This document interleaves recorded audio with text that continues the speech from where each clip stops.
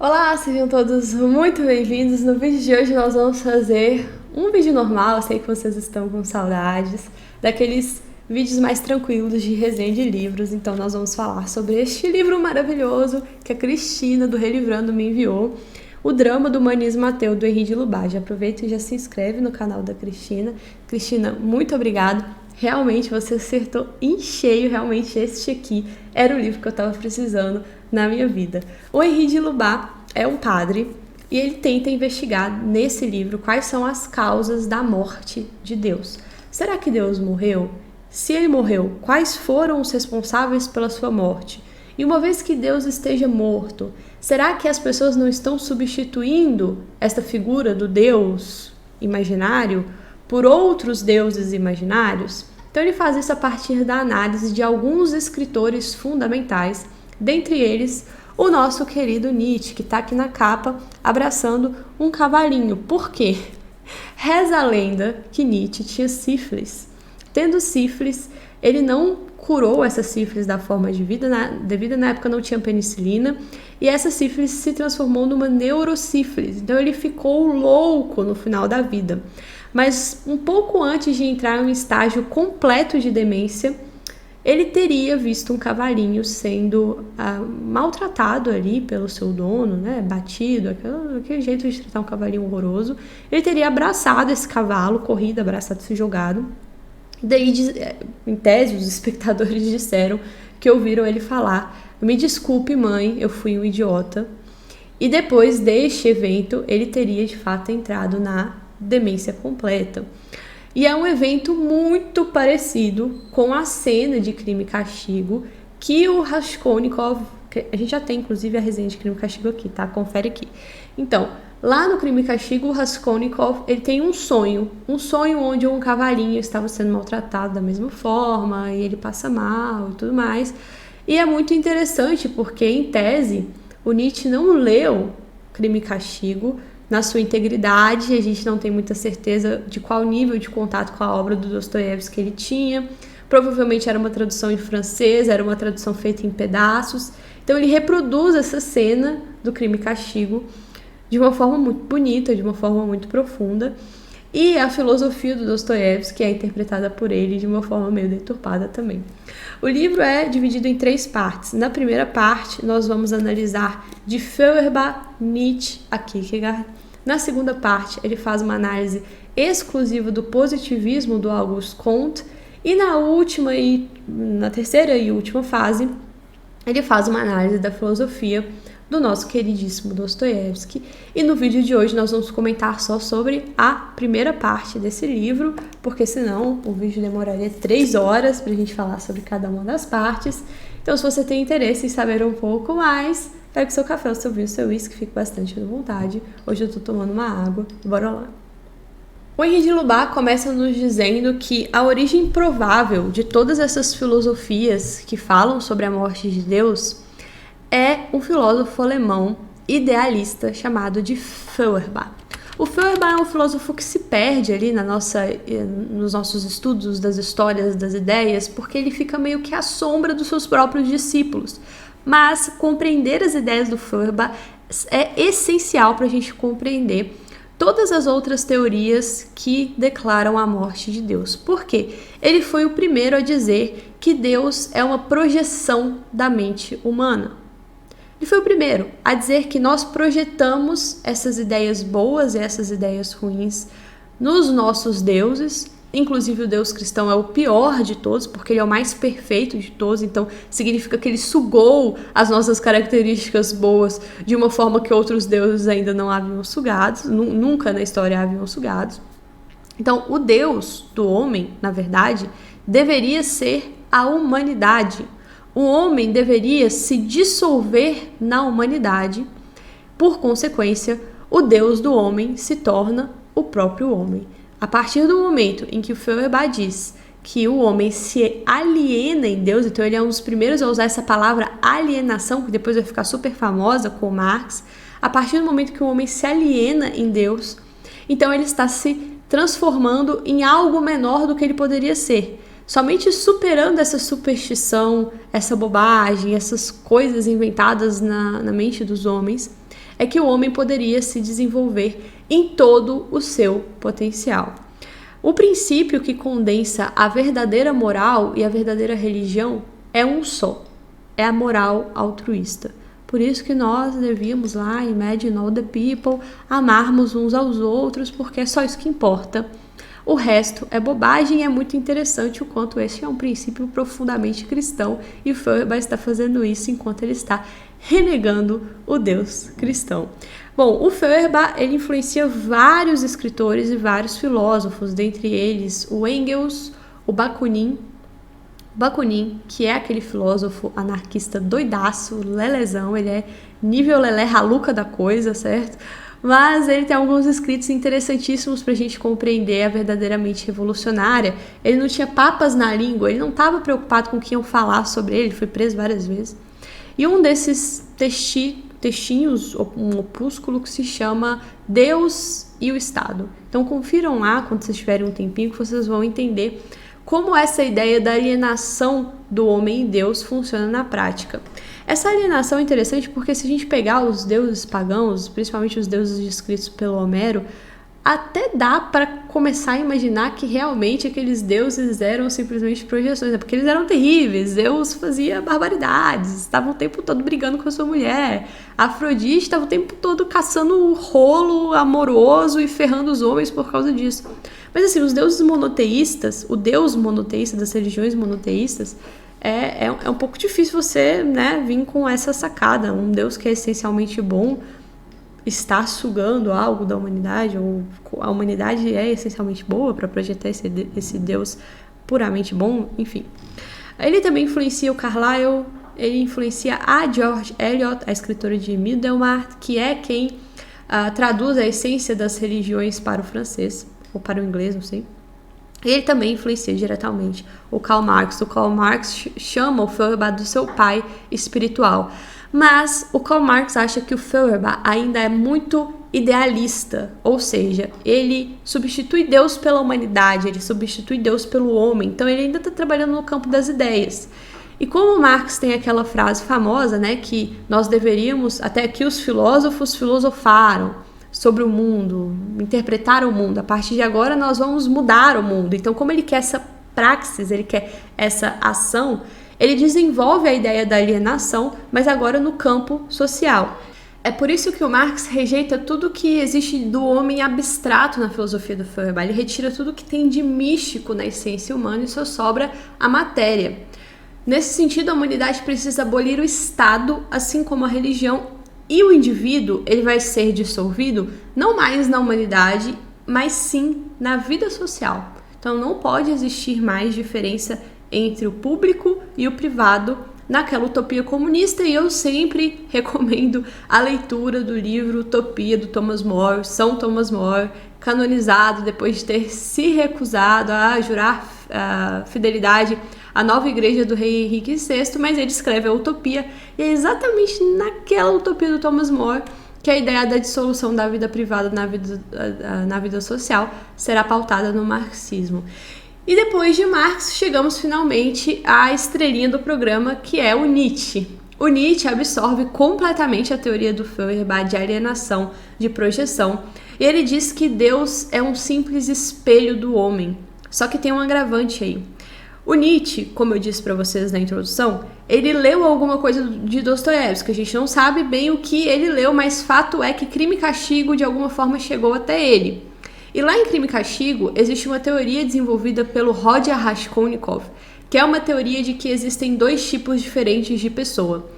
Uma dessas pessoas, uma classe dessas pessoas seria a classe das pessoas extraordinárias, enquanto as outras pessoas seriam simplesmente ordinárias.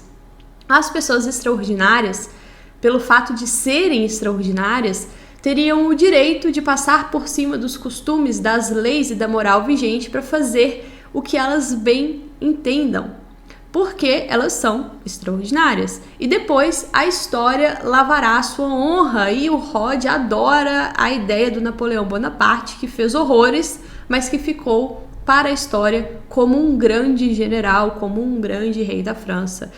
E ele tenta levar a cabo essa ideia e ele sucumbe. Ele obviamente não consegue, ele sucumbe sob o peso das suas próprias ideias absurdas. Ele rejeita o homem como tendo alguma dignidade intrínseca, uma dignidade que faz dele filho de Deus, e ele sucumbe exatamente por isso. Então o Rodia não é alguém que nós devemos nos inspirar. O Rodia é alguém que a gente deve ter pena. Só que o Nietzsche lê Crime e Castigo e pensa que não, agora eu vou me inspirar nesse cara aqui, eu achei super bacana. Daí ele distingue o aspecto ordinário do homem, o aspecto extraordinário do homem, e ele diz que o Deus cristão, ele suga esse aspecto extraordinário, e é por isso que este extraordinário deve ser devolvido ao homem com o fim dessa alienação. Então é por isso que o Nietzsche fala sobre a morte do Deus cristão. Ele acredita que este é um Deus que as pessoas já não acreditam mais nele. Só que apesar de não acreditarem mais nele, elas continuam acreditando nas consequências deste Deus. Uma dessas consequências é a moralidade cristã. Então o homem europeu médio caminha pela terra como se o perdão, o amor ao próximo, a caridade, o cuidar dos mais fracos fossem verdades absolutas em si mesmas, quando, para o Nietzsche, essas são verdades derivadas da moral cristã. E não é possível você continuar acreditando na moral cristã se você não acredita mais no Deus cristão. Não tem como você falar, agora eu só acredito nessa moral, eu acho que essa é uma moral bacana, mas eu não acho que o fundamento último dessa moral existe. Não, o cristianismo é um sistema completo, complexo, fechado em si mesmo. Se você tira a parte mais importante, não sobra nada. E o Nietzsche não quer um regresso ao cristianismo, veja bem, ele abomina o cristianismo, ele acha que é a pior de todas as religiões, é uma religião de um Deus fraco, de um Deus que foi crucificado, de um Deus miserável. Então ele não quer a volta dessa religião, ele quer ir além dessas religiões que existiram, e ele quer criar o super-homem, ou seja, o homem que é capaz de dizer para si mesmo aquilo que é certo e aquilo que é errado, sem a ajuda de nenhuma autoridade e sem ter a pretensão de chegar a nenhuma verdade. Por quê?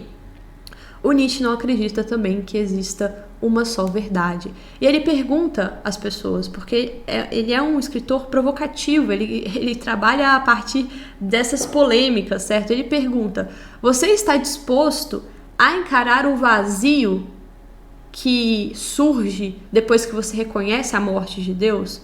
Você está disposto a se tornar o homem do subsolo, ainda que por alguns segundos, para perceber o tamanho do abismo que surge depois da morte de Deus?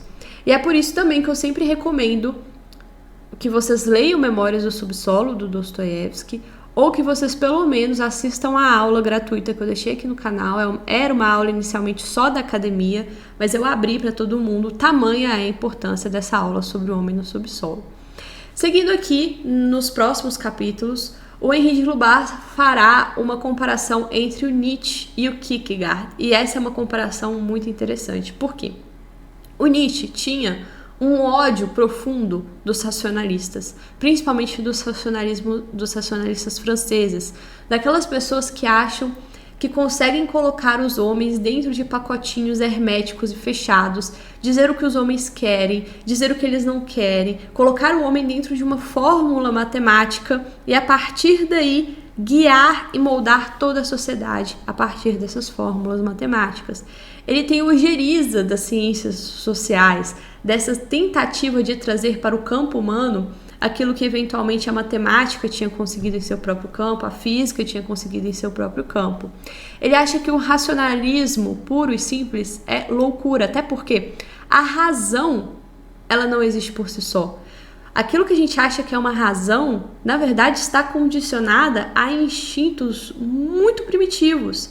Porque o Nietzsche antecipa a ideia do subconsciente para o Freud, antecipa a ideia dos arquétipos do Jung, antecipa a moral psicológica evolutiva que hoje é estudada e que hoje diz que sim, de fato, muitas das nossas ações são tomadas de forma instintiva e a razão vem somente para justificar aquilo que os nossos instintos já decidiram de forma a priori. É por isso que ele enfatiza essa força desse subconsciente. Ele não dá o nome de subconsciente ainda, mas ele está falando dessa força do subconsciente, dessa força do dionisíaco, dessa força do caos, dessa força da magia essencial, do irracional, do intuitivo. E é por isso que ele tem também um ódio declarado contra Sócrates e contra a dialética socrática, o que é muito engraçado, porque ele cria um Sócrates na cabeça dele, e daí ele acha que esse Sócrates racionalista é o Sócrates verdadeiro. E de fato tem uma corrente dentro da academia que acredita que Sócrates é esse cara racionalistão, assim, que acha que a razão vai resolver todas as coisas. Mas ele cria aí essa caricatura do Sócrates, acredita nela. Ele tem um ódio porque o Sócrates acreditava que nas opiniões das pessoas existiam instintivamente parte da verdade. Então, exatamente porque existe certa inteligência natural em todos os homens, que eles capturam estruturas, partes da estrutura da realidade, e eles têm essas opiniões, e essas opiniões, elas não são mentira, certo? Elas só precisam ser organizadas, e essa é a função da dialética, é sobrepor uma opinião em cima da outra, mediada por um filósofo, até chegar à verdade. E o Nietzsche disse que loucura é essa? Primeiro, de onde que você tirou que opinião tem parte da verdade? Essas opiniões são frutos de pessoas que estão extremamente corrompidas. O Nietzsche é luteraníssimo nesse ponto. Ele acha que o mundo é muito corrompido, o mundo é caído, não tem saída para isso daqui. O mundo é tenebroso, o mundo é horroroso, certo? Então não tem como nada de verdadeiro surgir deste mundo terrível. Não tem como nada de verdadeiro surgir da lama, do lodo, certo? Então, por isso que as opiniões não podem ser verdades, muito menos você ficar sobrepondo uma opinião na outra e dizer que isso vai chegar até a verdade. É muito engraçado porque numa primeira leitura de Sócrates, todos os meus alunos disseram a mesma coisa. Mas numa primeira leitura, né? Depois aqueles diálogos ficam na cabeça e a pessoa começa a ruminar aquilo e perceber que, na verdade, Sócrates sempre teve razão. Então, para superar isso, para superar esse racionalismo, ele não propõe a volta a um passado mítico.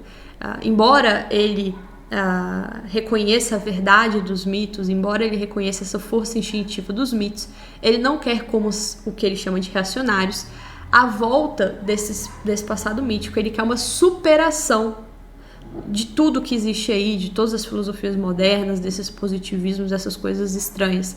Ele quer uma espécie de paganismo anticristão. E é por isso que o Henri de Lubac diz que a gente não deve adotar a saída que o Nietzsche propõe, mas é muito necessário que a gente reconheça que ele tem, de fato e de certa forma, o diagnóstico certo para os problemas da modernidade. E o que é muito engraçado aqui também é porque quando Nietzsche é colocado em contraposição ao Kierkegaard, eles são autores muito parecidos. Mas o Kierkegaard é um filósofo dinamarquês obscuro, ele escreve de forma obscura, ele não escreve de forma racional, assim como Nietzsche não escreve de forma racional. E ele tem pouquíssimas traduções disponíveis aí no mercado. Hoje ele é muito traduzido para o inglês, mas para o português, um dos principais livros dele, que é o Fear and Trembling, por exemplo, não tem tradução ainda. Tem uma tradução ali de origem duvidosa. Aí ele era um pastor luterano. Ele era extremamente cristão, entende? Ele era um crítico do hegelianismo, da visão racional, historicista do mundo. O que significa dizer que ele era um crítico dessa visão historicista de mundo? A visão historicista, que vem de uma escola alemã, cujo ápice se dará com Hegel e depois com Marx, que depois vai desenvolver o materialismo histórico e tudo mais, acredita que a história é uma força inexorável. A história é uma força que se impõe acima da vontade dos indivíduos. É uma visão determinista das coisas, é uma visão determinista da vida. Existe uma força maior que está acima de todos nós, que é uma espécie de força da massa, uma força... Cada autor vai dizer que ela vem de um lugar diferente. E esta força, ela se impõe sobre nós.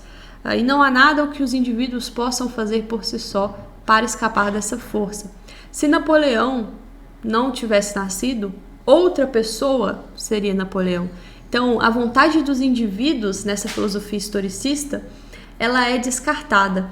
É como se você pudesse prever o fluxo da história a partir dessas grandes forças que a movem. Daí alguns dirão que essas forças é a luta de classes, outros dirão que a força que move a história é armas, germes e não sei o que lá, daquele livro lá. Outros dirão que a força que move a história é uma força evolutiva. E tem um livro de ficção que é interessantíssimo para a gente entender o quão sufocante o mundo seria se essas filosofias estivessem certas, que se chama A Fundação, do Isaac Asimov. Já tem resenha, que é uma resenha bem antiguinha.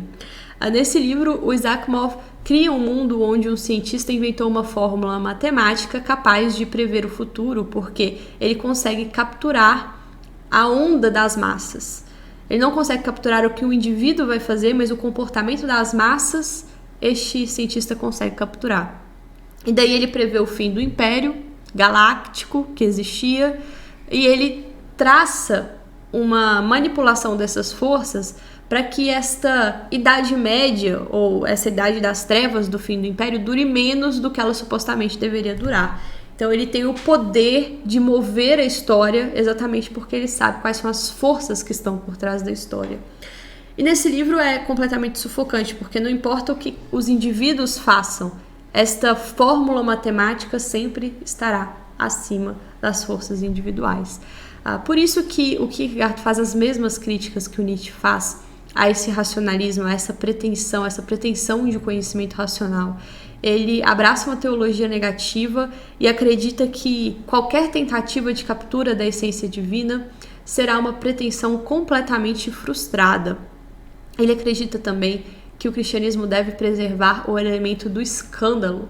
Qual que é esse elemento do escândalo? Nós já falamos aqui algumas vezes, inclusive no nosso podcast Maldito Unicórnio Rosa Invisível, nós falaremos sobre isso basicamente até a exaustão.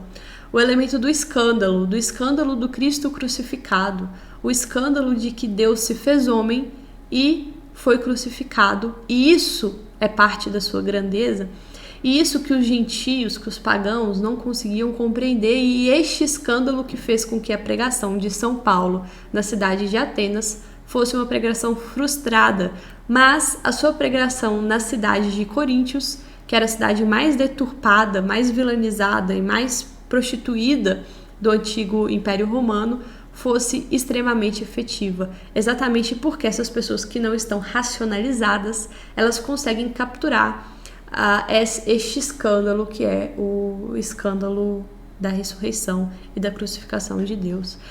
Porque o cristianismo é a antítese da especulação. O Kierkegaard diz, olha, que bonitinhos vocês achando que vão interpretar o evangelho, que vão interpretar os atos dos apóstolos. Vocês acham que vocês sabem mais sobre Jesus do que os apóstolos que vieram depois junto com eles, que viveram junto com eles, numa crítica direta a, por exemplo, a filosofia do Santo Agostinho, que acreditava que você poderia usar a razão até chegar na revelação, e depois de chegar à revelação, você ainda pode usar a razão para interpretar a revelação. Bom, este é o conceito inicial aqui deste primeiro livro. Na conclusão dessa primeira parte, o Henri de Lubar faz algumas digressões interessantes do que a gente pode aproveitar, do que a gente deve descartar nessas críticas ao cristianismo ou nessas teologias negativas, fazendo várias ressalvas à filosofia do Nietzsche, mas reconhecendo que o Nietzsche conseguiu perceber, por exemplo, que existia uma decadência da fé cristã no continente europeu e que isso pode servir como reflexão para a gente, para saber como que nós vamos resgatar esta fé que estaria ali meio abalada. Bom, eu volto daqui a alguns dias com a segunda parte do livro e depois com a terceira parte do livro. Então compartilha aí com a galera, manda para o máximo de pessoas possível e, de preferência, ajude a financiar o canal através desse código do QR Code aqui. E se você mandar um Pix para cá, na próxima live, esse Pix fala. Então você pode mandar uma mensagem que eu vou escutar na próxima live. É isso, eu espero que vocês tenham gostado e até o próximo vídeo.